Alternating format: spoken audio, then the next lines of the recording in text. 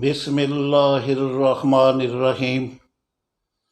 میرے آج کے قرآنی لیکچر کا عنوان ہے غلام احمد پرویز نے قرآن میں سوشلزم کی ملاوٹ سے اللہ پر جھوٹ بولا۔ یہ اللہ پر جھوٹ بولنے سے کیا مراد ہے؟ اس سے مراد ہے کوئی نئی بات جو انسان اپنی طرف سے گھڑ کے اس سے اللہ سے منسوب کر دے۔ چنانچہ قرآن میں اپنے جھوٹوں کی ملاوٹ کرنے والوں سے متعلق اللہ تعالیٰ نے فرمایا، ان میں سے کچھ ایسے بھی ہیں جو اللہ کی کتاب کو پڑھتے ہوئے اس میں کچھ کا کچھ پڑھ کر ملاوٹ کرتے ہیں تاکہ تم سمجھو کہ یہ بھی کتاب میں سے ہے اور وہ کتاب میں نہیں ہوتا، اور کہتے ہیں کہ یہ اللہ کے پاس سے ہے اور وہ اللہ کے پاس سے نہیں ہوتا۔ اس طرح اللہ پر جھوٹ بولتے ہیں اور خود بھی اس بات کو جانتے ہیں۔ آیت ہے وَيَقُولُونَ عَلَى اللَّهِ الْكَذِبَ وَهُمْ يَعْلَمُونَ۔ چنانچہ اللہ پر جھوٹ بولنے والے ان ظالموں کی موت کے وقت کی سختیوں اور موت کے دن سے ہی شروع ہونے والے ذلت آمیز عذاب کا ذکر کرتے ہوئے قرآن نے سورہ انعام کی آیت 93 میں فرمایا، اس سے بڑھ کر ظالم کون ہوگا جو اللہ پر جھوٹ گڑے یا کہے کہ میری طرف وحی آتی ہے حالانکہ اس کی طرف کچھ وحی نہیں آتی، اور جو کہے کہ میں ابھی نازل کرتا ہوں ویسی وحی جیسی اللہ نے نازل کی۔ اے کاش تم دیکھ سکتے جس وقت یہ ظالم لوگ موت کی بے ہوشیوں میں ہوں گے اور ملائکہ ان کی طرف اپنے ہاتھ پھیلائے ہوں گے کہ نکالو اپنی جانیں کہ آج ہی تمہیں ذلیل کرنے والا عذاب ہوگا، اس لیے کہ اللہ پر بغیر حق کے بولتے تھے، یعنی اللہ کے نام پر ایسی باتیں کرتے تھے کہ جو عوام اور ملک کو امیر کرنے والی نہیں تھیں، اور اس طرح تم اس کی آیات سے تکبر کرتے تھے۔ موجودہ دور میں اللہ پر جھوٹ گڑنے والوں میں نمایاں نام غلام احمد پرویز کا ہے کہ جن کا ایک اور جھوٹ قرآن کے تصور ربا کو سوشلسٹ زدہ کرنا ہے۔ وہ اس طرح کہ ربا تو اس زائد رقم کو کہتے ہیں جو قرض خواہ اپنی اصل رقم پر قرض دار سے وصول کرتا ہے، جبکہ غلام احمد پرویز ربا کی صورت میں قرض خواہ کے ہاتھوں قرض دار کے معاشی استحصال کو منافع یعنی قدر زائد یعنی سرپلس ویلیو سے مماثل بتاتا ہے کہ جسے کارل مارکس نے کارخانہ داروں کے ہاتھوں مزدوروں کا معاشی استحصال قرار دیا ہے، یہ کہہ کر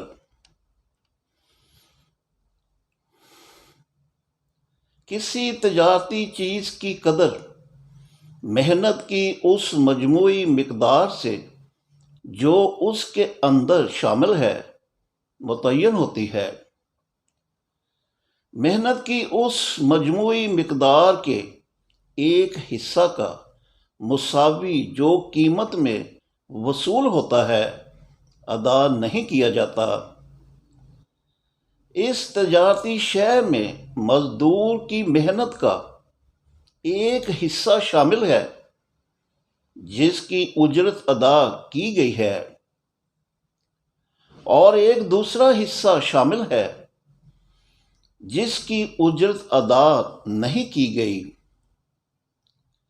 اس لیے محنت کا پہلا حصہ بامعاوضہ محنت ہے اور دوسرا حصہ بے معاوضہ محنت ہے۔ کسی تجارتی چیز کا ایسی قیمت پر فروخت کرنا جو محنت کی مجموعی مقدار کے مساوی ہو، یقیناً نفع لے کر فروخت کرنا ہے۔ مالک صرف وہی چیز فروخت نہیں کر رہا جس کی اجرت اس کو ادا کرنی پڑی ہے، بلکہ وہ ایک ایسی چیز بھی فروخت کر رہا ہے جس کے لیے اس نے اجرت ادا نہیں کی، حالانکہ اس پر بھی مزدور کی محنت صرف ہو چکی ہے۔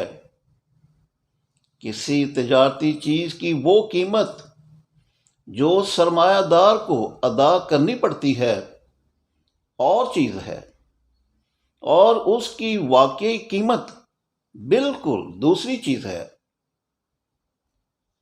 اس لیے میں اس بات کو پھر دہرا رہا ہوں کہ معمولی اور اوسط درجے کا نفع تجارتی اشیاء کو ان کی واقعی قیمت سے زیادہ فروخت کر کے نہیں، بلکہ ان کی واقعی قیمت پر فروخت کر کے حاصل کیا جاتا ہے۔ ریفرنس ہے کیپٹل داس از مارکس۔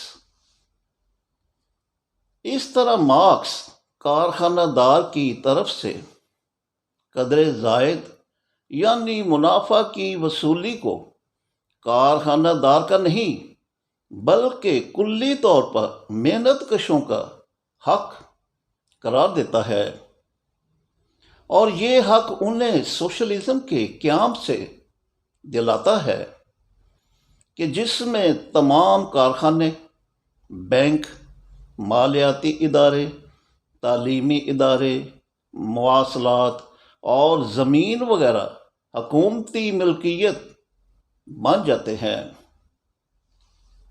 تو ذرا سوچئے کہ کیا کسی کارخانہ دار کی طرف سے مزدوروں کی بے معاوضہ محنت سے پیدا ہونے والے قدر زائد یعنی منافع کی وصولی اور قرض خواہ کی طرف سے قرض دار سے ربا کی وصولی میں کوئی مماثلت ہے؟ بالکل نہیں۔ تو پھر غلام احمد پرویز کو ان دونوں میں کیسے مماثلت نظر آ گئی؟ مماثلت نظر نہیں آئی بلکہ مماثلت خود پیدا کی۔ کیسے؟ آیت وَأَن لَيْسَ لِلْإِنسَانِ إِلَّا مَا سَعَى کے ذریعے، کہ جس کا ترجمہ ہے اور یہ کہ انسان کے لیے وہی کچھ یعنی امتحانی نمبرز، ملازمت، تنخواہ، لباس، خوراک، فرنیچر، کار، زمین اور گھر وغیرہ ہے جس کی وہ کوشش کرتا ہے۔ اس آیت میں تو ربا کا کہیں کوئی ذکر نہیں، لیکن غلام احمد پرویز آیت وَأَن لَيْسَ لِلْإِنسَانِ إِلَّا مَا سَعَى کے ترجمہ میں اپنے طور پر ربا کا اضافہ کرتے ہوئے کہتے ہیں دولت کیوں جمع کی جاتی ہے؟ اس لیے کہ انسان کو محنت کر کے کمانا نہ پڑے بلکہ خود دولت کمائی کا ذریعہ بن جائے۔ یہاں سے وہ سوال سامنے آتا ہے جو نظام معیشت کی اصل اور بنیاد ہے، یعنی یہ کہ معاوضہ محنت کا ہونا چاہیے یا سرمایہ کا۔ قرآن کریم اس باب میں کھلے کھلے الفاظ میں کہتا ہے وَأَن لَيْسَ لِلْإِنسَانِ إِلَّا مَا سَعَى، انسان صرف اس کا حقدار ہے جس کے لیے وہ محنت کرے۔ معاوضہ محنت کا ہے۔ سرمایے کے معاوضے کو وہ ربا سے تعبیر کرتا ہے۔ ریفرنس ہے خدا اور سرمایہ دار، ایڈیشن اول، اکتوبر 1967، صفحہ 151، شائع کردہ طلوع اسلام ٹرسٹ، 25B گلبرگ 2، لاہور۔ ملاحظہ فرمایا آپ نے کہ قرآن تو رقم کے معاوضہ کو ربا قرار دیتا ہے، نہ کہ سرمایے یعنی کارخانوں، زمینوں اور بینکوں وغیرہ کے منافع کو ربا۔ لیکن غلام احمد پرویز نے آیت وَأَن لَيْسَ لِلْإِنسَانِ إِلَّا مَا سَعَى کے ترجمہ میں غلط طور پر ان الفاظ کا اضافہ کر دیا کہ سرمایہ کا معاوضہ ربا ہے۔ مقصد یہ کہ قرآن کا تصور ربا سوشلسٹ زدہ ہو جائے اور پھر اسلامی حکومت کے لیے تمام کارخانے، بینک، مالیاتی ادارے، تعلیمی ادارے، مواصلات اور زمین وغیرہ اپنی ملکیت میں لینا ممکن ہو جائے۔ چنانچہ اپنی سوشلسٹ زدہ ذہنیت کے تحت وسائل پیداوار پر انسانی ملکیت کی نفی کرتے ہوئے غلام احمد پرویز کہتے ہیں جو کچھ قرآن سے میں سمجھا ہوں وہ یہی ہے کہ قرآن کسی کے پاس فاضلہ دولت رہنے نہیں دیتا، اور وسائل پیداوار خواہ وہ فطری ہوں یا مصنوعی کسی کی ذاتی ملکیت کے اصول کو تسلیم نہیں کرتا، خواہ ملکیت افراد کی ہو اور خواہ مملکت کی۔ اس مقام پر اکثر سطحی حضرات فوراً کہہ اٹھیں گے کہ یہ تو وہی بات ہے جو کمیونزم کہتی ہے۔ ریفرنس ہے نظام ربوبیت از پرویز، صفحہ 23۔ اور اب میں ربا سے متعلقہ قرآنی آیات کا ترجمہ اور پرویزی مفہوم پیش کرتا ہوں تاکہ ان دونوں کے تقابلی جائزے سے یہ حقیقت واضح ہو جائے کہ غلام احمد پرویز نے کس طرح آیات ربا میں سوشلزم کو داخل کر کے اللہ پر جھوٹ بولا۔ سب سے پہلے سورہ بقرہ کی آیت 276 کو لیجئے کہ جس میں اللہ تعالیٰ نے ربا سے متعلق فرمایا یمحق اللہ الربا ویربی الصدقات واللہ لا یحب کل کفار اثیم، اللہ ربا کو نابود کرتا ہے اور صدقات کو بڑھاتا ہے، اور اللہ ہر ناشکرے گناہ گار کو پسند نہیں کرتا۔ اس آیت کا ایک لائن پر مشتمل ترجمہ واضح ہے، اور اس کی تشریح میں اپنے لیکچر نمبر 54 میں کر چکا ہوں۔ اس آیت کے ایک لائن پر مشتمل واضح ترجمہ کے مقابل اب غلام احمد پرویز کے 7 لائنوں پر مشتمل سوشلسٹ زدہ مفہوم کو ملاحظہ کیجیے کہ جس کا اس آیت کے درست ترجمہ سے کچھ تعلق بنتا ہی نہیں۔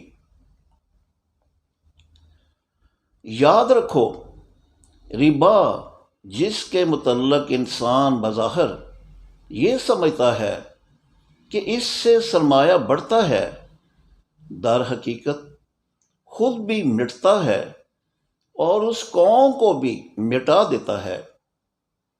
اس کے برعکس جو کچھ دوسروں کی نشو و نما کے لیے دیا جاتا ہے اور جس کے متعلق بظاہر یہ سمجھا جاتا ہے کہ اس سے سرمایہ میں کمی آ جاتی ہے، خود بھی بڑھتا ہے اور اس قوم کے بڑھنے، پھولنے، پھلنے کا ذریعہ بھی بنتا ہے۔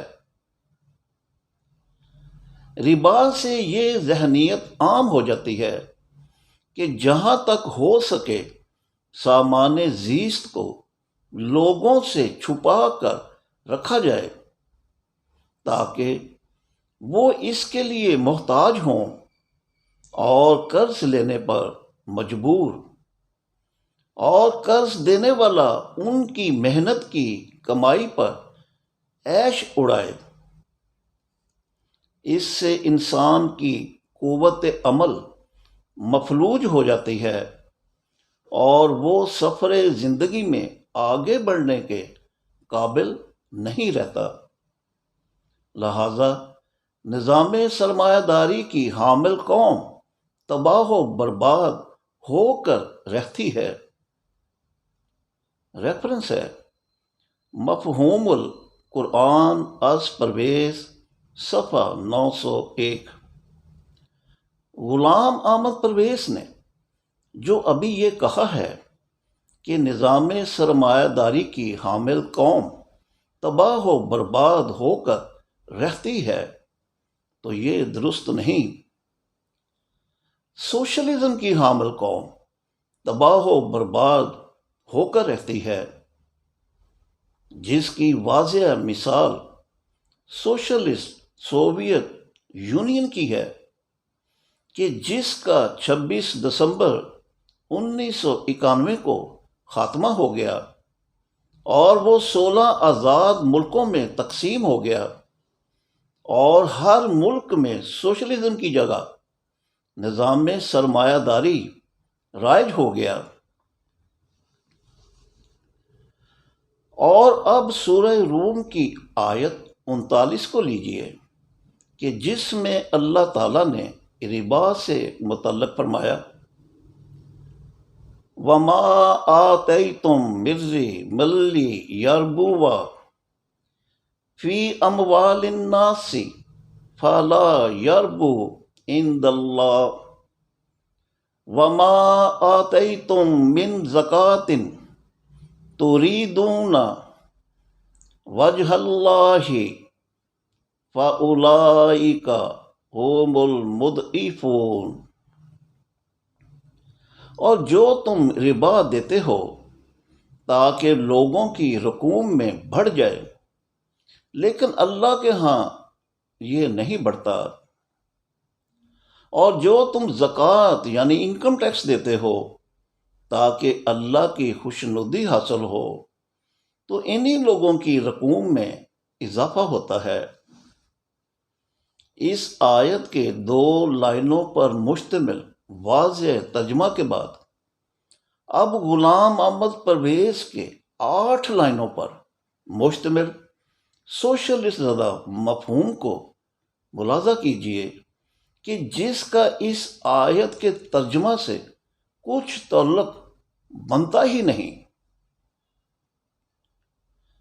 یاد رکھو، جو کچھ تم دوسروں کو اس لیے دو کہ اس کے بدلے میں تمہیں ان کے مال و دولت میں سے اس سے زیادہ ملے جو تم نے انہیں دیا ہے، تو ہو سکتا ہے کہ اس طرح تمہیں تمہارے حساب کے مطابق کچھ زیادہ مل جائے، لیکن قانون خداوندی کی روح سے تمہارے مال و دولت میں کچھ اضافہ نہیں ہوگا۔ یہ اضافہ تمہیں اس لیے اضافہ نظر آتا ہے کہ تم انفرادی طور پر حساب کرتے ہو۔ اگر تم پوری انسانیت کو سامنے رکھ کر غور کرو تو تم دیکھ لو گے کہ یہ اضافہ نہیں ہے۔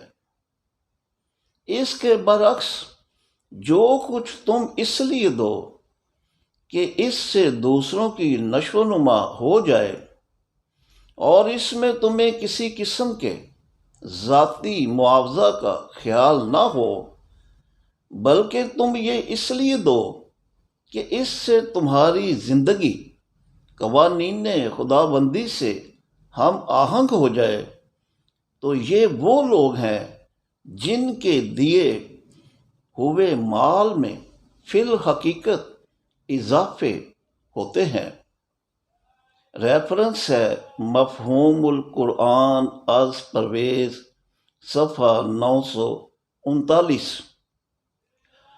اور اب سورہ آل عمران کی آیات 130 اور 131 کو لیجئے کہ جس میں اللہ تعالیٰ نے ربا سے متعلق فرمایا، یا ایھا الذین آمنوا لا تاکلوا الربا اضعافا مضاعفۃ واتقوا اللہ لعلکم تفلحون واتقوا النار التی اعدت للکافرین۔ اے ایمان والو، ربا کو اضافہ در اضافہ کر کے نہ کھاؤ۔ اس معاملہ میں اللہ کا تقوی یعنی اسماء الحسنی بحد بشریت اختیار کرو تاکہ تم فلاح پاؤ، اور بچو اس آگ سے جو کافروں کے لیے تیار کی گئی ہے۔ اس آیت کے 2 لائنوں پر مشتمل واضح ترجمہ کے بعد اب غلام احمد پرویز کے 6 لائنوں پر مشتمل سوشلسٹ زدہ مفہوم کو ملاحظہ کیجیے کہ جس میں انہوں نے قرض سے ربا کو سرمایہ یعنی وسائل پیداوار سے نفع کے مماثل قرار دیا ہے، یہ کہہ کر معاشرتی تباہی میں سب سے بڑا حصہ ربا کا ہے، یعنی محض سرمایہ سے نفع کمانا۔ سمجھا یہ جاتا ہے کہ اس سے دولت بڑھتی ہے۔ انفرادی طور پر تو ایسا ہی نظر آتا ہے، لیکن در حقیقت اس سے قومی دولت میں کمی اور کمزوری واقع ہوتی ہے۔ لہٰذا اے جماعت مومنین، تم ربا کے سرمایہ دارانہ نظام کو اختیار نہ کرنا، تم قوانین خداوندی کی نگہداشت کرو، یہی کامیابی کی صحیح راہ ہے۔ اگر تم نے محنت سے دولت پیدا کرنے کی بجائے سرمایہ کے زور پر دوسروں کی محنت غصب کرنا شروع کر دی، تو ہر اس قوم کی طرح جو نظام خداوندی کی مخالفت کرتی ہے، تمہارا معاشرہ بھی جہنمی معاشرہ بن جائے گا۔ ریفرنس: مفہوم القرآن از پرویز، صفحہ 153۔ غلام احمد پرویز نے ربا سے متعلقہ قرآنی آیات کا جو ارادتاً سوشلسٹ زدہ مفہوم بیان کیا ہے، اس سے یہ بات ثابت ہو جاتی ہے کہ وہ سوشلسٹ خیالات لے کر قرآن کی طرف گئے اور پھر قرآن کو ان کے کالم میں ڈال کر شرک کے مرتکب ہوئے۔ لہذا غلام احمد پرویز کا اپنے بارے یہ کہنا بالکل جھوٹ ہے، چونکہ مفہوم القرآن سے مقصد قرآن کا مفہوم بیان کرنا ہے، اس لیے اس میں خارج از قرآن کسی بات کو نہیں آنے دیا گیا۔ یہ بھی یاد رہے کہ میرے نزدیک یہ شرک ہے کہ انسان اپنے ذہن میں پہلے سے کوئی خیال لے کر قرآن کی طرف آئے اور پھر قرآن سے اس کی تلاش شروع کر دے۔ قرآن سے صحیح رہنمائی حاصل کرنے کے لیے ضروری ہے کہ انسان خالی الذہن ہو کر اس کی طرف آئے اور اس کے ہاں سے جو کچھ ملے اس سے من و ان قبول کرے، خواہ یہ اس کے ذاتی خیالات، رجحانات، معتقدات اور معمولات کے کتنا ہی خلاف کیوں نہ ہو۔ ہمارا مقصد ہے اپنے ایمان و عمل کو قرآن کے مطابق بنانا، نہ کہ قرآن کو اپنے ایمان و عمل کے کالم میں ڈھالنا۔ میں نے قرآن کریم سے اسی انداز سے رہنمائی حاصل کرنے کی کوشش کی ہے۔ ریفرنس: مفہوم القرآن از پرویز، صفحہ 66۔ چنانچہ قرآن کے تصور ربا کو دانستہ سوشلسٹ اور کمیونسٹ زدہ کرنے والے غلام احمد پرویز خود بھی اس سزا کے مستحق ہیں جسے انہوں نے دوسروں کے لیے ان الفاظ میں تجویز کیا ہے۔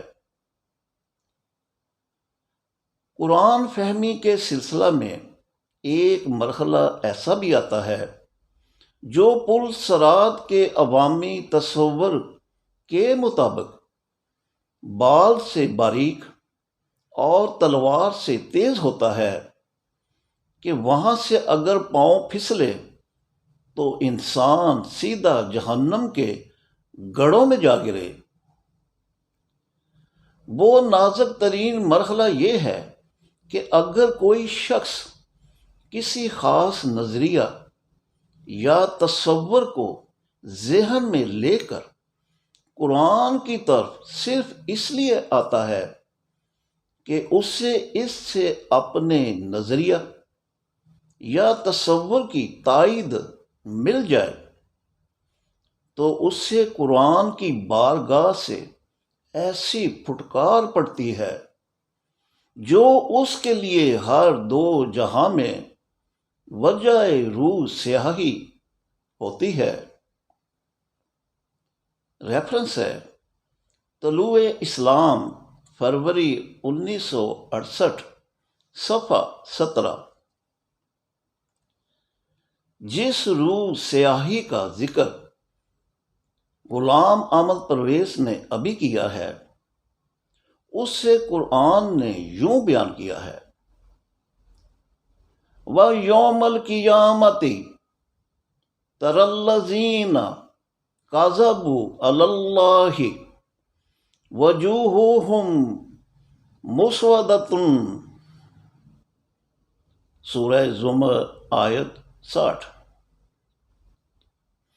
قیامت کے روز تم دیکھو گے ان لوگوں کو جو اللہ پر جھوٹ بولتے ہیں کہ ان کے منہ کالے ہیں۔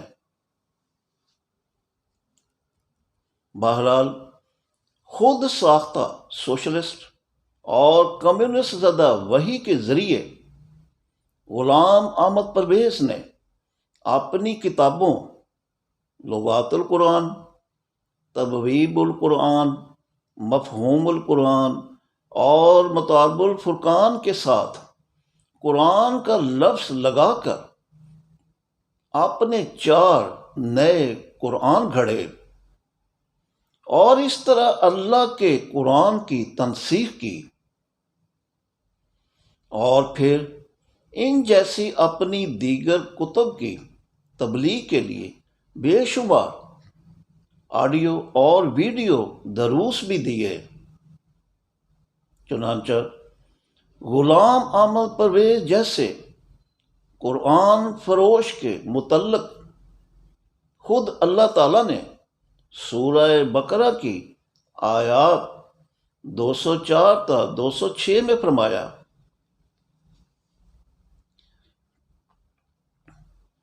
لوگوں میں سے ایک شخص ایسا بھی ہے جو تمہیں اپنی گفتگو یعنی آڈیو اور ویڈیو تقاریر سے دنیاوی زندگی میں توجہ خیز کرے، اور وہ اپنے قلب یعنی ما فی الضمیر پر اللہ کو گواہ بھی بناتا ہے، جبکہ وہ بڑا غضبناک جھگڑالو ہے۔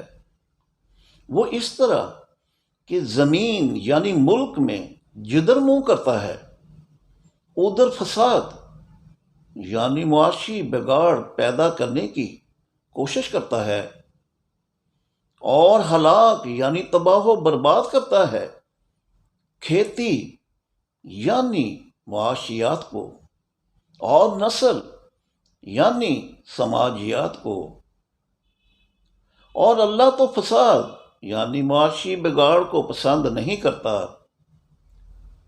اور جب اس سے کہا جائے کہ اللہ کا تقوی یعنی اسماء الحسنہ بحد بشریت اختیار کرو تو اس کی گناہ آلودہ عزت اس کے آڑے آ جاتی ہے، تو اس کے لیے جہنم کافی ہے، جو کہ بہت برا پالنا ہے۔ اور اب نہایت ہی قابل توجہ بات، اور وہ یہ کہ نہ صرف اللہ پر جھوٹ بولنے والے بلکہ اس جھوٹ کی تصدیق کرنے والے کافر کے لیے بھی جہنم ہے۔ قرآن نے فرمایا، فَمَنْ أَظْلَمُ مِمَّنْ كَذَبَ عَلَى اللَّهِ وَكَذَّبَ بِالصِّدْقِ إِذْ جَاءَهُ أَلَيْسَ فِي جَهَنَّمَ مَثْوًى لِلْكَافِرِينَ۔ سورہ زمر آیت 32۔ تو اس سے بڑھ کر ظالم کون ہوگا جو اللہ پر جھوٹ بولے، اور وہ شخص جو اس جھوٹ کی تصدیق کرے کہ جب وہ اس کے پاس آئے، تو کیا جہنم میں ان کافروں کے لیے ٹھکانہ نہیں؟ یقیناً ہے۔ چنانچہ نہ صرف اپنے جھوٹوں سے گمراہ کرنے والوں بلکہ ان سے گمراہ ہونے والوں کے لیے بھی عذاب جہنم کا اعلان کرتے ہوئے قرآن نے سورہ شعراء کی آیات 91 تا 102 میں فرمایا، اور جب ظاہر کی جائے گی جہنم گمراہوں کے لیے، اور ان سے کہا جائے گا کہ کہاں ہیں وہ تمہارے یعنی ملا، پیر، مفتی، ذاکر اور امام وغیرہ جن کی تم اللہ کو کم حیثیت دیتے ہوئے تابع داری کرتے تھے، کیا وہ تمہاری مدد کریں گے یا ہم سے بدلہ لیں گے؟ تو وہ اور سب گمراہ یعنی پرستش یافتہ اوندے منہ جہنم رسید کر دیے جائیں گے۔ گویا ابلیس کے سارے لشکر کو وہاں وہ آپس میں جھگڑیں گے اور کہیں گے، اللہ کی قسم، بے شک ہم کھلی گمراہی یعنی پرستش میں مبتلا تھے کہ جب تمہیں عالمین کے رب کے برابر درجہ دینے لگے تھے۔ ہمیں گمراہ یعنی پرستش یافتہ نہ بنایا مگر ان مجرموں نے۔ اب نہ تو کوئی ہماری سفارش کرنے والا ہے اور نہ ہی کوئی ہمارا غم خوار دوست۔ کاش کسی طرح ہم دنیا میں واپس جائیں اور مومن بن جائیں۔ کیسے؟ صلاۃ یعنی پیشہ ورانہ ڈیوٹی قائم کر کے، زکوٰۃ یعنی انکم ٹیکس دینے سے۔ ریفرنس ہے سورہ مومنون آیات 1-4۔ لہٰذا عذاب جہنم سے بچنے کے لیے ضروری ہے کہ انسان غلام احمد پرویز جیسے مذہبی شیطانوں کو اپنا دشمن سمجھے کہ جس کا حکم دیتے ہوئے اللہ تعالیٰ نے سورہ فاطر کی آیات 5 اور 6 میں فرمایا، تمہیں دھوکہ نہ دے اللہ کے بارے دھوکے باز۔ بے شک شیطان یعنی مذہبی پیشوا تمہارا دشمن ہے تو تم بھی اسے دشمن سمجھو۔ بے شک وہ اپنی جماعت کو اس لیے بلاتا ہے تاکہ وہ بھڑکتی ہوئی آگ کے ساتھیوں میں سے ہو جائیں۔ غلام احمد پرویز کے پیروکاروں نے اسے اپنا دشمن کیا سمجھنا ہے؟ وہ تو الٹا اسے علامہ کہتے ہیں۔ اور یہ سب کچھ ایسے ہی نہیں ہوا، اس کے لیے غلام احمد پرویز نے اپنے پیروکاروں کی ذہن سازی کی ہے، یہ کہہ کر میرے احباب کو ضد تھی کہ میرا کوئی لقب یا خطاب ہونا چاہیے جس سے وہ مجھے پکاریں۔ پہلے انہوں نے تجویز کیا کہ مجھے چودھری کہا اور لکھا جائے، لیکن چودھری تو کسی گاؤں کے بڑے آدمی کو کہتے ہیں۔ میں نے کہا کہ یہ ٹھیک نہیں، میں چودھری وغیرہ نہیں بننا چاہتا۔ پھر انہوں نے تجویز کیا کہ مجھے علامہ کہا جائے، لیکن میں نے انہیں بتایا کہ علامہ تو ایک بڑی ڈگری ہے جو مغربی ممالک میں یونیورسٹیاں بڑے بڑے مفکرین کو دیتی ہیں، وہ لوگ ڈاکٹر کہلاتے ہیں، میں اس قابل نہیں۔ دوسرے میرے پاس کوئی ایسی ڈگری بھی نہیں کہ میں ایسا کہلاؤں یا کہلانے کا حق رکھتا ہوں، میں صرف پرویز ٹھیک ہوں۔ ریفرنس طلوع اسلام مئی 2012 صفحات 37 اور 38۔ تو جب پرویز ہی کہلانا تھا تو پھر اپنے پیروکاروں کے نام پر خود کو چودھری، علامہ، ڈاکٹر غلام احمد پرویز کہلوانے والی یہ غیر قانونی تحریر کیوں لکھی کہ جب آپ صرف پرائیویٹ BA پاس ہیں؟ اس غیر قانونی خواہش کا مقصد غلام احمد پرویز کا شہرت طلبی کے سوا کچھ نظر نہیں آتا۔ چنانچہ شیرتا کہتے ہیں، ہم طالب شہرت ہیں، ہمیں ننگ سے کیا کام، بدنام اگر ہوں گے تو کیا نام نہ ہوگا؟ شکریہ۔